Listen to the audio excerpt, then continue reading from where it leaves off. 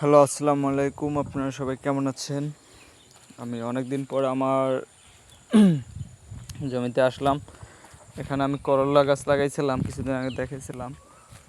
গাছে এখন করল্লা হয়েছে অনেকগুলা, কিন্তু সবগুলো হচ্ছে উস্তা, মানে ছোট ছোট, খুবই দ্রুত পাইকে যায়। এইটু ফল এটাও পাইকে গেছে। আমি প্রায় আজকে অনেকগুলো ছিঁড়ছি, এগুলো নিয়ে যাব, নিয়ে ভাইজা খাবো। আর এখানে আমি ঘাস লাগাইছি, জমিটা পুরোটা আপনার একদম পুরো, এখানে 3 শতকের মতো জায়গা আছে। সব জায়গায় ঘাস লাগাই দিতেছি। আর আমার এই কুমার গাছগুলো দেখেন অনেক দিন হয়ে গেছে, কিন্তু গাছগুলো বড় হইতেছে না। গাছগুলা কি সমস্যা, একটু কেউ যদি জানেন একটু কমেন্ট করবেন। লাউ গাছগুলোও, আর বেশিরভাগ সমস্যা হচ্ছে এখানে পানি দেওয়া দরকার, পানি দিতে পারতেছি না, এই জন্য গাছগুলো শর্ট। আর আমার এই দেখেন প্রথম সবজি, আরও 2-3 বার নিচ্ছি। এখানে টমেটো হয়েছে,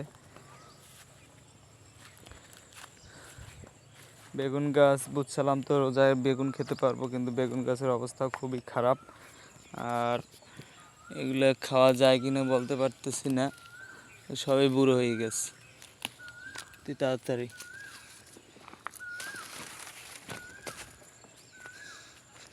না একটু হয়েছে বেগুন,